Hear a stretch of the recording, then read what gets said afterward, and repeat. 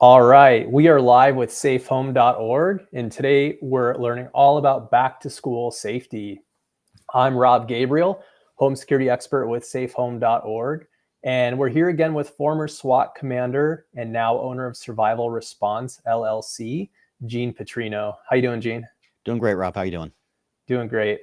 Yeah, and so like always, we'll be doing live Q&A throughout. So if you have any questions at all, please drop those in the chat at any time. And it looks like we already have some people joining, so this is going to be great. And okay, so Gene, just to kind of like get us started here, what are some of the biggest safety threats that students and schools face today?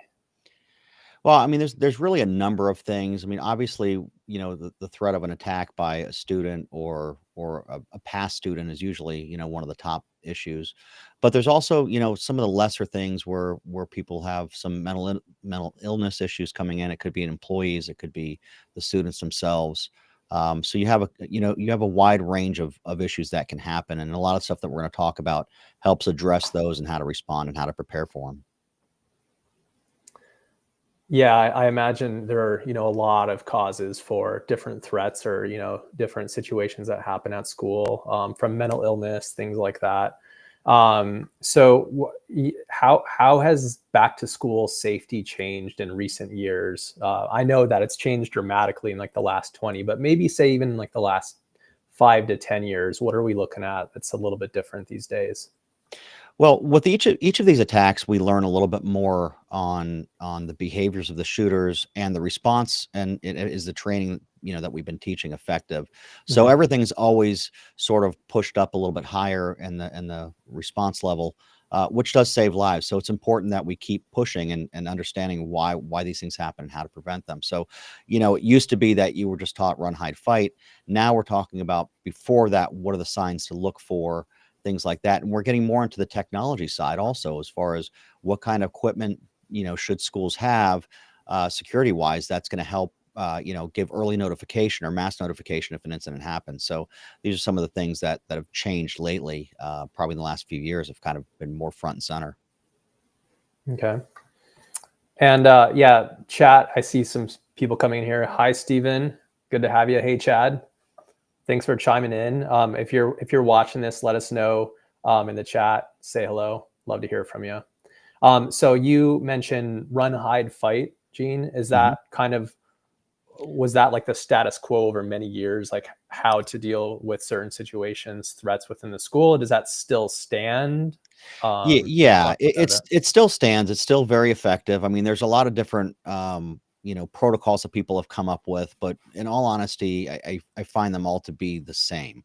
It's all Mhm. about those three mechanics. And when we study things about how to respond under a stressful situation, our minds can only really handle three things at a time. If you're caught on fire, what do? You stop, you drop, you roll. There's three things. What number do you call if there's an emergency? 911. There's three numbers. Our brains are really only able to handle so much information during a crisis that keeping it simplified, such as run, hide, fight, is really critical, because honestly, unless you're in the business and you train regularly, you're not going to remember everything that you should be doing. So keeping Mhm. it simple is always the best bet. Yeah, and I imagine even that the run, hide, fight could get jumbled in your brain as active shooter situation or something like that happens with the fight or flight. So yeah, simple is good. Yeah, yeah, Certainly. it's not just fight or flight. There's also freeze that happens. Some people Right. just get so bogged down that they don't know how to handle it, and they just stand there. And Mhm. unfortunately, those are not the ones that are usually going to make it through the incident. So, Mhm. understanding the mechanics of sort of the concepts behind run, hide, fight, um, are really critical. But that's just a piece of the puzzle. Sure. Hey there, Simone. I see a few more people have joined the chat. Simone, MD, hello, and Deanna, James. Hi, everybody.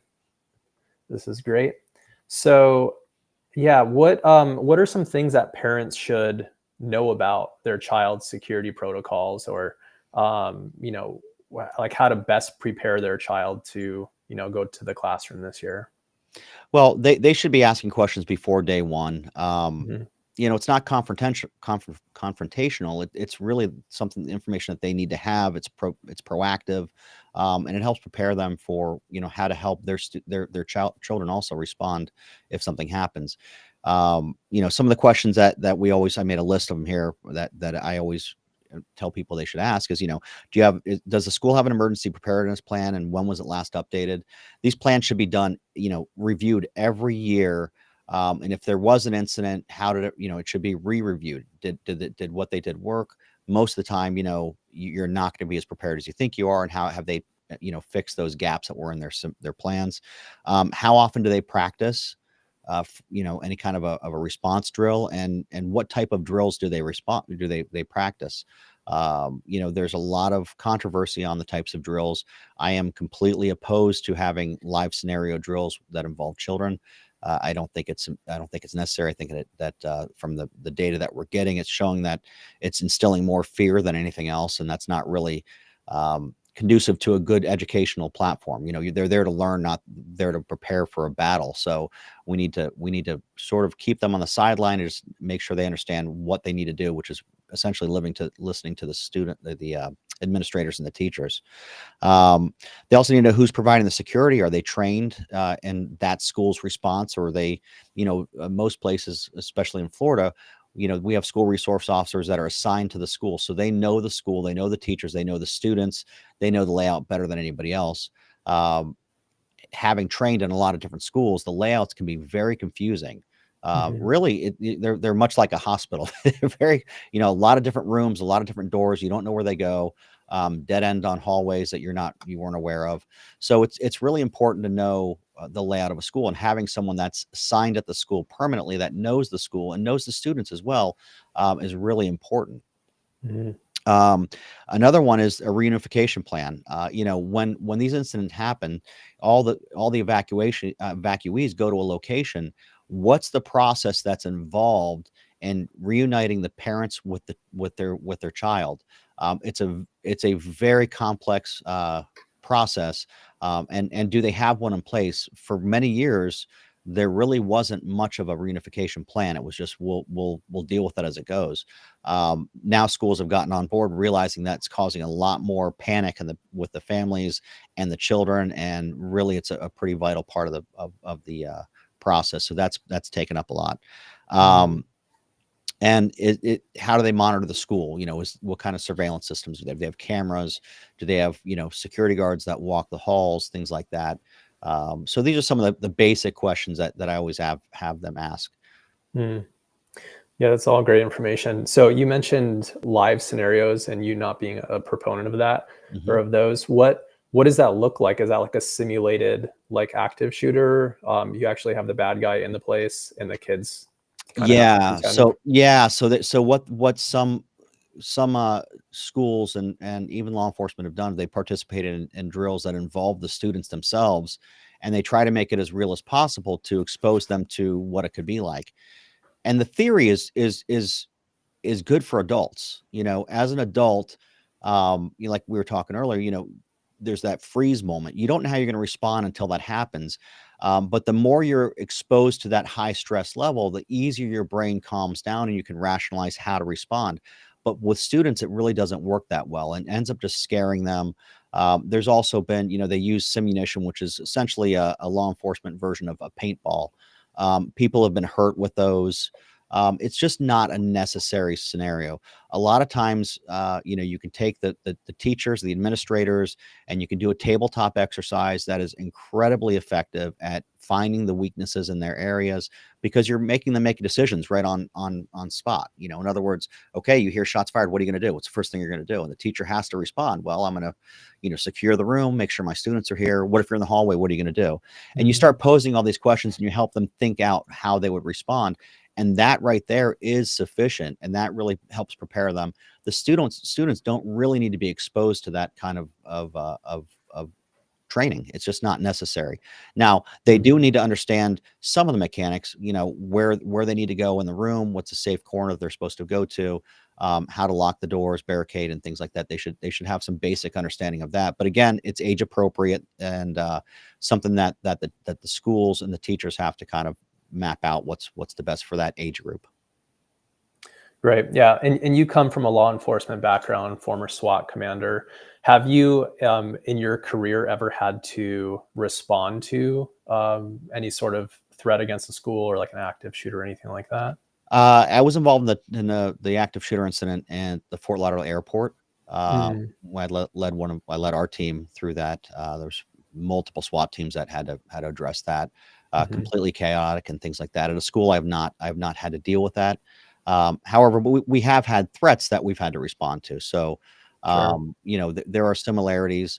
The bottom line is, as much as even law enforcement trains, no situation is exactly the same. And as much as you train and as much as you think you're prepared, there's always going to be something that you weren't able to control. These are very volatile situations, and they're fluid, and there's no way to prepare for every single possibility that's out there. So Mm, you have to just sort of pick what you think the most likely threat is going to be, the most likely response for that situation or that location, and then prepare for that, and then have some contingency plans in case those don't work. right. Yeah. And in my mind, and my questions are really geared around active shooters right now. And I think it's just because it's, in the news everywhere and we're, Yeah. constantly worried about that. And that's like kind of the worst case scenario in terms of like threats or like what my child might be up against today. Mhm. Right. But Yeah. there's all kinds of threats that happen all the way down to just like bullies, which I mean, that shouldn't be taken lightly either. Right. Yeah. Yeah, Yeah. go ahead. No, I just, there's, people may not think, well, what else is there? Well, we've had a lot of times where law enforcement, we've stopped somebody in the middle of a crime, a robbery, burglary, things like that, and they flee from us and they flee into the schools.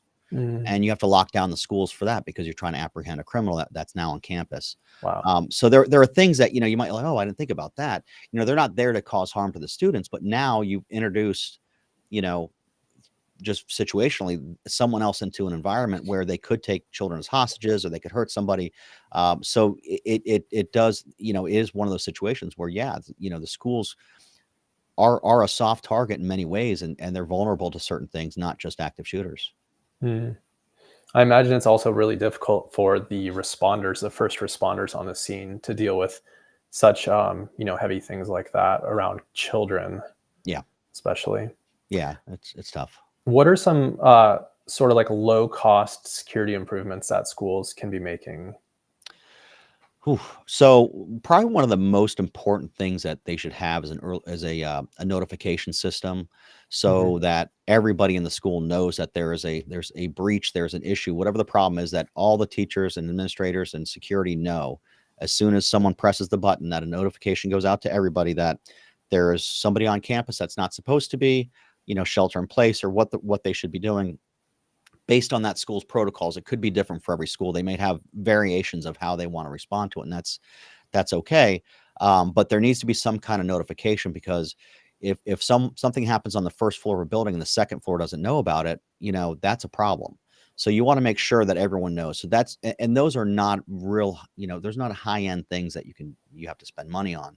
Hmm. Some of the more expensive things, really, I don't find to be very effective. Shot detection systems, I don't think are really worth it. They're very expensive to have. And believe it or not, metal detectors, I don't find to be a very effective option, based on the cost. So you have to look at the return on the investment. Unfortunately, you have to look at cost, when you're considering safety issues. And Yeah. I would much rather have something. There's some companies out there right now that have software that works with the existing security video system, that uses AI, that identifies weapons.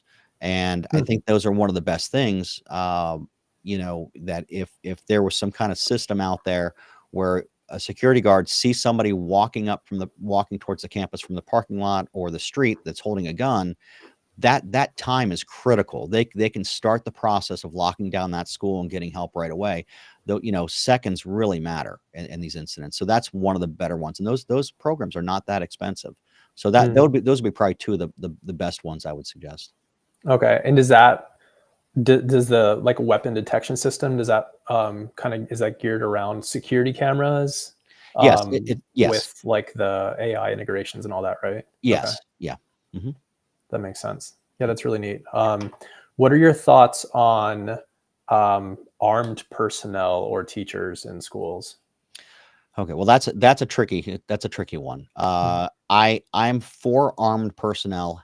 However, when we're talking about civilians or people, arming teachers and things like that, that can be a very slippery slope.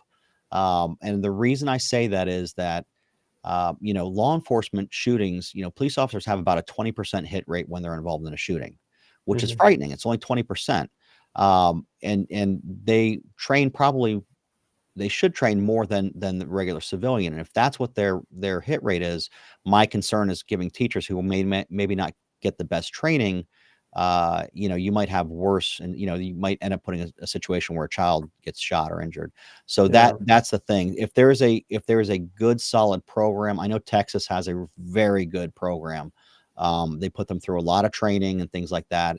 So if the training is appropriate and it's not just a one and done thing where they have to qualify all the time and there's constant training, I'm for that.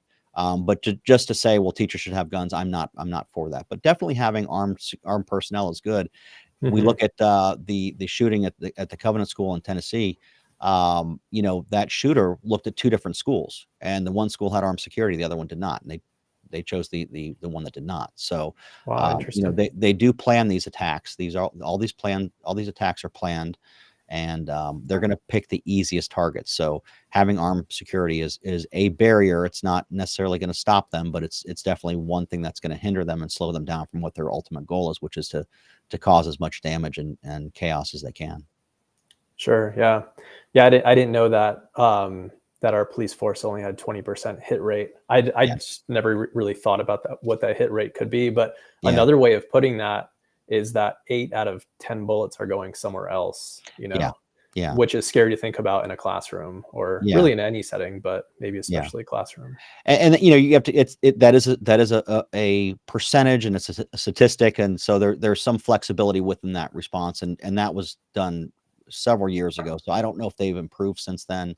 But it's just that just covers the basic police officer. SWAT is obviously they don't have they don't have that issue. They train constantly on that, but it is something that you have to realize is that just having a gun isn't enough. You need to train with it. You need to be able to use it under a very stressful situation, and that's something that I can't stress enough is that training under stress with a weapon. If you're going to carry it for the purpose of protecting people, you need to be able to really be stressed out, exhausted, and things like that. And that's unfortunately not a lot of people go through that kind of training. Yeah. Yeah. And still use it effectively under Yeah, those conditions. yeah, Yeah. hmm Tall order. yeah. It is definitely. So yeah, chat. If you guys have any questions, please drop them. Gene has all the answers to your burning questions. So I hope so. yeah, we'll see, right? So we talked a little bit about drills in the classroom. Mhm. What are the sort of drills that the teacher should be running, or like the staff of the school should be running? Well, it's not necessarily just about what they should be running. They really, like I said, the basic thing and the most cost effective way is just to do tabletop exercises with the teachers and the staff. Have somebody that is able to walk them through the scenario, give them a scenario. Okay, it's first period and you hear something down the hall, or a student pulls a gun out in your class. Like there could be any number of things that you could throw in there, and have them talk through the way that they would handle it. And there's levels to it, right? So you have as the teachers and they're saying what they would do in the classroom. You also have an administrator going, okay, from an administrative point, my responsibility is now larger. Now I have to work on coordinating law enforcement's response and how would they handle it. Hmm. And they also have to think about how they're going to get everyone. Is there an evacuation? Do they have buses available that they can take the kids out of the area safely? How would they coordinate? Are there drivers for the buses? So there's all these little things, and it doesn't take a lot. It takes time, and it just takes someone to walk them through the process and find those gaps and teach them that way. That's probably the best thing that they could do. Hmm. But on a specific level for teachers, just knowing exactly where the safe areas of a room are, knowing how their doors lock and don't lock. Do they open inwards or outwards? Because that's going to depend on how you're going to barricade the door, lock the door. Where's the closest escape? I've talked to hundreds and hundreds of teachers who said, "Oh, I'll just break out a window," not realizing that, laminated commercial glass is not something you can just break out. It's very difficult to break. And they might think they're going to smash a window and get right through there. They're not. And if they do get lucky, how much damage is it going to be to get everyone out of there, out of that window? Are they going to get all cut up? And furthermore, is it even safe to do that? Are you now exposing the children who are once hiding in a room by taking them out of that environment and walking them across campus if you don't know where the shooter is? So having these conversations, having the teachers understand the dynamics that go into it, and really it's a lot of conversation that you have to have, and walking through the rooms, walking through the schools, understanding the layouts is really very vital. Great. Yeah. And when teaching this sort of thing to students about threat assessments and what to do in dangerous situations, how can teachers do that without instilling fear in the children? Or maybe a little bit of a healthy amount of fear is necessary. What are your thoughts on that? Well, again, this is going to be age specific. If Hmm. you're talking about kindergarten, first, second, third grade kind of thing, you don't want to get too specific in details. It's just going to be like, when you hear me say this, I need you to quickly move here. This is what I Hmm. need you to do. I need you to stay quiet and just talk. Talking through them without getting into too much specifics is really kind of critical. You can go more in depth with it when you get to things like high school, but even then, it's everything that we're learning is that it's not really helpful to get into the specifics with a lot of things with kids. So just again, basically follow what the teachers tell you to do, and that's really it. If you're going to do any kind of role playing, you don't want to do anything that's going to be super aggressive or super realistic. Having role players that are all bloody and stuff like that. That's great for law enforcement. That's a great thing for law enforcement. It's great for Hmm. rescue. It's for first responders. That's actually a really good thing. Not really a good thing to put kids involved in that. They don't need to see that. It's just not necessary. So if you want to do a role playing, like, in a classroom, all right, hey kids, this just happened. What are you going to do? You can do that, and Hmm. they're going to get up and they're going to move to the corner of the room. The teacher's going to lock the door, things like that. That's more appropriate. And it takes a few minutes, and then you just talk to them, and probably even having the further discussion to scare you guys. Don't be scared. The purpose is to keep you guys safe, and it is a safe and effective way to stay safe during these incidents. Great. Yeah, I imagine introducing blood into the whole role play could really be traumatizing for the children. Well, So it's sadly, it's been done. really okay. Yeah. Yeah, it's been done, and I even question if it's worth it to do those kind of things with anybody that's not a first responder. Some schools Yeah. like to have their teachers go through it. Um, it's I'm not sure it's an effective way to do it. I think that the more effective way to do it is just having the conversation. Yeah. I agree. We have this question here from James. I'll put on the screen. It says, in addition to the what if game, what are ways to help kids respond well to unexpected situations without overexposing them to scares, threats, etc.? Good question. Yeah, that's a great question. I mean, I think that really having parents involved in conversations outside of school that aren't just about shooters, that's about any kind of emergency situation, and having the conversations about, calling 911, running if something is scary, run away from it and go the opposite way. Those things are probably the better response to have to them. It's tough. It's really tough because, you know, you don't want to scare your child, but at the same time, you're also doing a disservice to children when you don't kind of get them ready for life, which, Yeah. the world is a dangerous place. It's not nothing to be paranoid about, but having that understanding of, okay, well, if this happens, this person might be being nice to me, doesn't mean that they're going to be nice to me if they get me inside the van, right? It's like, Mhm. oh, I lost my puppy. We have these conversations already with the children. It's all along the same lines of just talking to them and not scaring them, but just teaching them how to respond and how to react to those situations. It's really a lot of communication. Yeah, yeah, and I bet the old adage, "If you see something, say something," also remains true for kids, for students.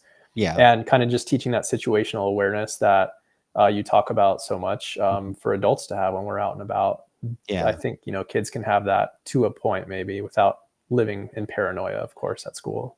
Yeah, and I think when we talk about see something, say something, it's again a great catchphrase. It hasn't been effective as they want it to be Hmm. because no one really knows what they're looking for. So telling the children, like, listen, if you see someone that is, if someone's being aggressive, talk about what aggressive is. If they're young, if someone's balling their fists up, if they're yelling, things like that. Maybe you don't want to be in that room, in that area. You want to get out of there. You can have that conversation with them, but just saying, if you see something, say something, that's not really giving very clear instructions. Sure. So talking about, some behavioral issues and red flags are really important. Right. Another question here from MD. They ask, I don't have kids, but I do have a niece who's a preteen.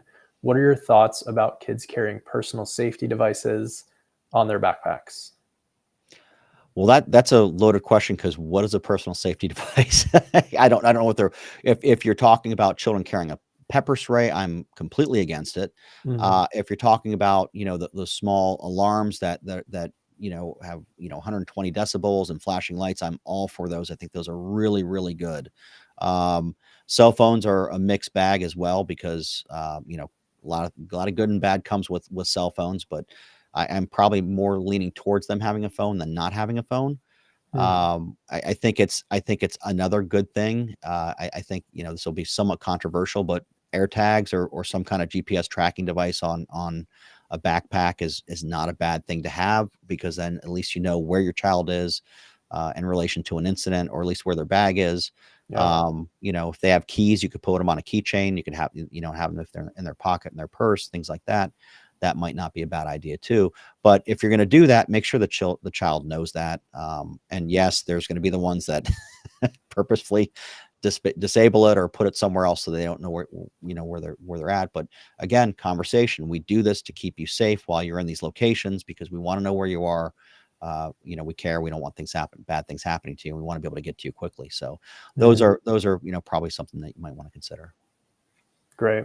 Yeah. And MD says here in the chat, just to clarify, she doesn't mean pepper spray or bear spray. I had a feeling she didn't mean that, but I just The small for everybody alarms, that else. type of thing.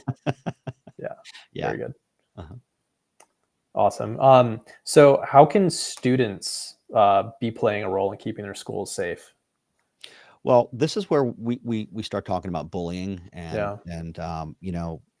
all kinds of online threats and things like that. About 60, I don't know if it's 63% or 67% of school shooters were bullied or reported being bullied. That's a pretty good amount of Wow. people. And a lot of times you think, well, why was nothing done? Well, I can tell you there's a lot of stories that I hear from parents who say, I reported it and the school did not want to get involved or they downplayed it because they didn't want to make it an issue. So schools really have to start stepping up their enforcement of bullying because it's the precursor to more bad things. Hmm. And it's not good for any environment.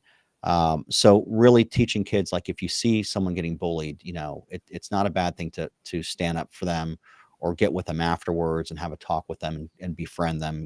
Being kind goes a really, really long way and preventing a lot of issues early on. And I think that's something we really need to focus on and talk to the kids about.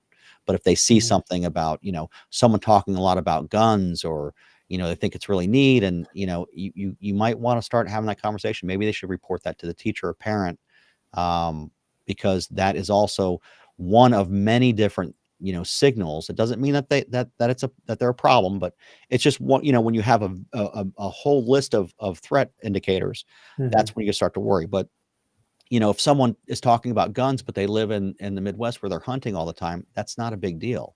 Hmm. If someone's living in a big city environment and that they're talking about, oh, I can't wait till I'm old enough to I can start shooting things and like in more of a violent mode, that's something that you might want to start paying attention to. So talking to kids about, if you see somebody that's talking about these certain topics or behaving in a certain way that seems out of the norm, that's what you want to report that. Okay. I would be curious to know what you personally would tell your kid, if he or she is getting bullied at school, how would you recommend they handle that? And I know this is different for every single parent, but like maybe you specifically, I'd be curious about that. Well, I don't have children. Okay. However, if I Hmm. did, I am a firm believer in not allowing someone to treat you badly. Yeah. So I would give them the tools to defend themselves. And defending yourself isn't about fighting always. In fact, the whole idea is not to ever have to fight at all. Hmm. So having a conversation about how to de-escalate problems with people, and if you have to fight, how to defend yourself effectively. Right. That's essentially what I would do. But I would definitely do it where they'd have to explain that you need to report that too. You can't allow this to Yeah. you know, go quiet and not say anything. You need to be involved. Sure. Yeah. And then just to kind of go a little bit deeper on that, I mean, if you have to defend yourself, what would you recommend? Is it like jujitsu or karate or like, I mean, you know, So everyone says, "Oh, this martial arts is the best. This one's the best." It's not. They're none of them are the best alone. They're yeah. good together. So I would always say some kind of a striking sport. So Hmm. boxing, kickboxing, Muay Thai, things like that are really good to have. But that's just one level of it because all fights end up on the ground eventually, which is why I'm a big fan of jujitsu. Right. Because eventually it's going to if someone punches you and you fall down, well, how are you going to defend yourself? And a lot of people aren't able to do that. And you've seen that, over the years as fight sports have really kind of grown, the need to know mixed martial arts, MMA, knowing different, disciplines really is where the strength and your ability to defend yourself it comes in. So knowing a little Sure. bit of everything is a good thing to have. And again, that's also something that really teaches a lot about discipline. It teaches about humility, and compassion for others. It's interesting to Hmm. see that the people that are some of the most deadly people are also the kindest, most humble people that don't get worked up if someone's causing a problem. They're usually the calmest people there because Hmm. they know how to defend themselves. And a lot of times when you don't know how to defend yourself, you get angry and you take things personally. And I've just seen those that are well trained are the opposite of everything that you might think. They're not out there trying to fight. They're actually trying to just avoid the fights altogether. Yeah, yeah, I totally agree there. And I think of GSP, George St. Pierre from the Mhm. UFC, Yep. very humble, and he's one of the best there ever was in Yeah, the game. And absolutely. yeah, he wouldn't hurt a fly outside of the octagon unless he had to. And Unless so you had to. Yeah. that's yeah, just to like clarify, we're obviously not like supporting violence in any way, but there are some situations even at school that a child might or a student might be put in, like they might be cornered in the bathroom by a bully. Well, you need to hopefully defend yourself in that situation if push comes to shove. So Yeah, and in that case, I do support violence. yeah, right, Because you should not just stand there and be allowed to be beaten down. right. You need to be violent. You need to teach violence when it's appropriate. And like I said, when you start really getting into martial arts of any discipline, it really is about that understanding that this is not something that you just go to learn to fight. You're really there to learn to defend yourself and to grow as a person. And you really, like I said, the humility and the kindness and the calmness that comes over you, Hmm. it's amazing. The people that I know that are into it, they're all just very calm people. You can be screaming at them, they'll just stare at you. They're not worried about it because they Yeah, know what to do. And I think that alone is a really a big thing. yeah, I agree. Yeah, and so Simone wrote here in the chat, MMA then mixed martial arts. I think that's a two thumbs up from well for me anyways. I can't speak for Gene, but Yeah, yeah, it is. I mean, that's definitely something. And again, it does so much for a kid's self-esteem. It Mhm. really does. When they learn how to defend themselves, they don't feel helpless. I mean, if you've ever felt helpless about anything in life, it just wears you down. And as a child, that's a tough thing to get over. And you're gonna either fight through it or you're gonna fall down from it. And when you fall down from it, you get reclusive, you get awkward, you're not able to communicate, you don't socialize well, and it leads down a bad path. Martial arts kind of doesn't allow you to be that way. It sort of forces you to face your fears and take that courage to say, all right, I might be afraid, but I'm going to go ahead and I'm going to do this. And it really builds character. So, Mhm. and again, it's not all of it. Some people might not like a certain style of fighting. They might really like grappling, but they don't like striking. Doesn't mean they shouldn't learn a little of each, but if they want to focus more on the grappling, that's great. It's just a good thing that children really should get involved in young. I've seen just tremendous results from it over the years. Yeah, yeah, and it can even help with like behavioral problems and like Definitely. an outlet for the energy and that kind of thing. So Absolutely. Absolutely. Yeah. really cool. Yeah, and so what are some? Well, actually, let's go a little bit of a different direction here.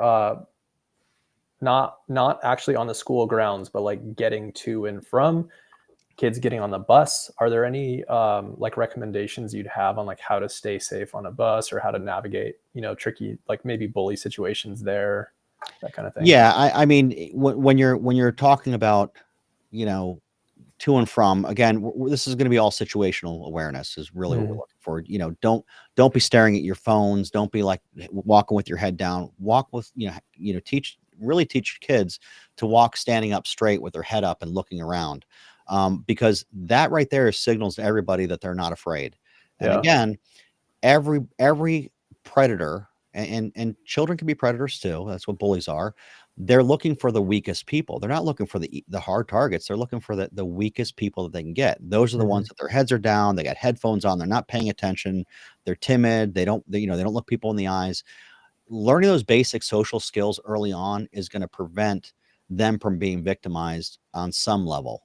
It's still possible, but it's definitely going to be, they're less likely to be that person. So Mhm. really doing that. Also talking to them about, never turn your back to people, because that's a dangerous place to be in. If you feel like you don't trust somebody, don't turn your back to them, because then they're your, they can easily attack you, and then you have no chance. Right. So yeah.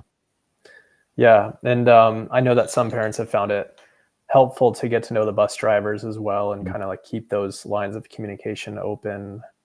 Yeah. Um, yeah, and then talk to your children too when they get off the bus. Are they experiencing anything, right? Like, Yeah. and then hopefully, if they are, and you bring that to the attention of like the principal or whoever needs to know it, the staff at the school, that they are responsive. That's really important. And I understand that not all school districts really have it together, unfortunately. But Yeah. I think we lost a lot of, probably, you're a little younger than I am, but when I was growing up, there was a lot more communication between parents and the schools. Um, it wasn't as a rushed society where everyone's busy, so busy, so busy they can't talk to people. And you know what, it's a 5-minute conversation. Get to know Mhm. the bus drivers, get to know the teachers, get to understand what the school's protocols are. Spend a little bit of time so that if these things happen, you're not going to be afraid. You'll understand, how to respond to all this. So it's really, Mhm. really kind of a key thing. Yeah.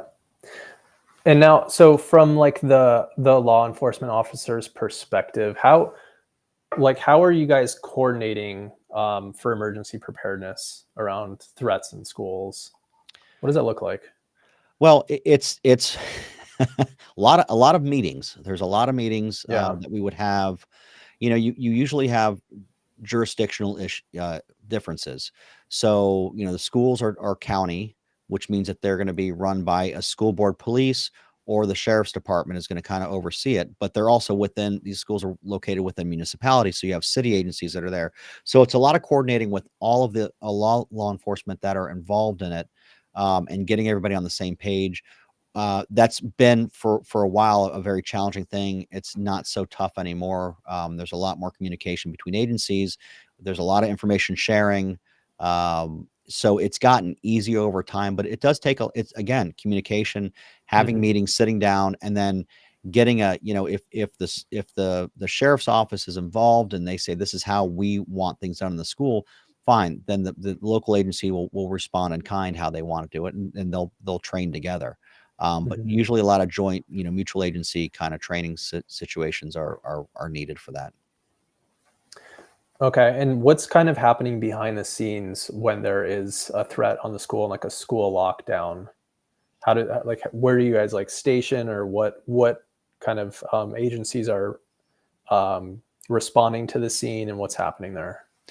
It's going to vary based on the type of situation you're at. But let's just stick with active shooter because that's kind of where we're at right now. Yeah. So you have local agencies, you have your law enforcement agencies, probably going to be multiple agencies. Typically, all the surrounding agencies, when they hear there's a shooter, everybody goes. So you're going to get a ton of people, and that's good and it's bad because now you have a lot of people flooding an area and you don't know how to coordinate it the right way. So it gets tricky that way. And over the years, we realized that you have to have a command post set up relatively early on and let everyone know in the responding areas, go to the command post first or go to a specific location, like a rally point where you're going to meet with other officers, you're going to go in or things like that. But those locations vary. It depends on where the incident is. So I can't say where you're going to set up. You don't know until you're, that location specific. Okay, we've got 3 spots that look good. Let's go to this one, and we could put another staging area for triage, and then another area for reunification, and things like that. But those are things, like reunification points are usually offsite, and those are usually pre-planned.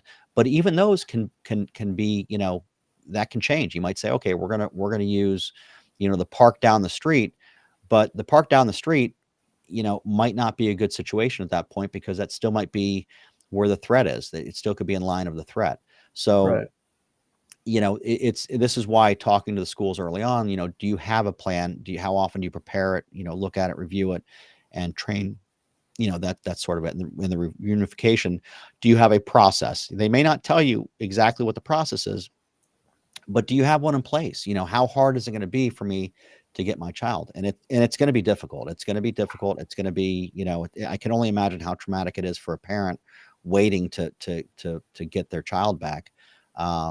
However, it's just, it's the whole purpose of law enforcement when these things happen is to stop the killing and then stop the dying. So in other words, going in there, stopping the threat, and if they come across someone who's injured, stop them from dying. So, a lot of the, stop the bleed training and things like that are going to play into effect, into it. And also, working with rescue on how to respond as well. So it's very, very complex process. Sure, I imagine. Are there any opportunities for like civilians to like help in any way, or is it So, just not enough room? so the way that you help is unfortunately not what anyone's going to hear, but constantly calling 911, where's my kid, I can't, that's only bogging down the first responders on handling that. So trying to have the patience, and I totally get it, it's not going to be easy, but call if you see something specific. I see a guy running and he's got a gun. That's great. Which direction was he wearing?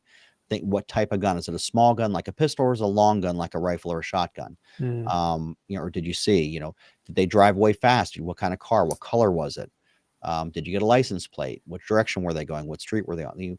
Any kind of description. Those are things that the public can really be, that being the eyes on the ground are really important.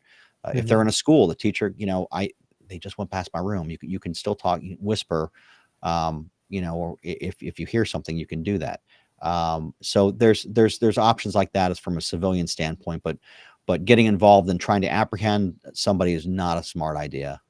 That's most likely going to end badly for you because the police don't know who you are. Sure. So grabbing a gun and going into a school to stop a school shooter is not a good idea. Yeah, no. All right. So wrapping up here, what gives you hope in the fight to keep schools safe and our children safe in schools?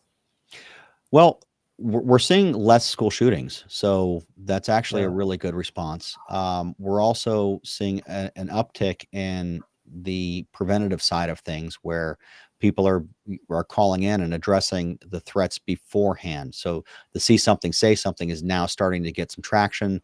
People understand the behavioral cues that people are doing that are abnormal and are concerning, and that's really making a big dent in it. You can Google, school shooter stopped, and you'll see all kinds of articles up about children, or even, school, it doesn't have to be children. It could be adults that were going to attack their workplace or a house of worship, things like that. So we're seeing more of that. So I'm hopeful that the preventative side is now getting more, more interest and being implemented a little bit better. So I think that we're going to continue to see a better response The training also has gotten much better within agencies and with the schools. A lot of partnerships are starting to form. So that coordinated effort is really starting to pay off, as well as putting these situations to an early end. Right. Yeah, I think that maybe people have just seen the devastating effects over the decades, last couple decades especially, of things like active shooters and that sort of thing. And now it's like almost like in our DNA to like, okay, let's do something about it. Like, let's find a way Yeah. to Yeah. stop this. So Yeah. yeah, Exactly. very interesting. Yeah, this has been great. Unless we have any other questions in the chat, I think we can go ahead and wrap this up. Again, Gene, thank you for your time and expertise on this really sensitive topic, but also very important topic. And yeah, we'll have to do it again very soon. Sounds great. All right. Thanks. Thanks everybody in chat. We'll talk to you next time.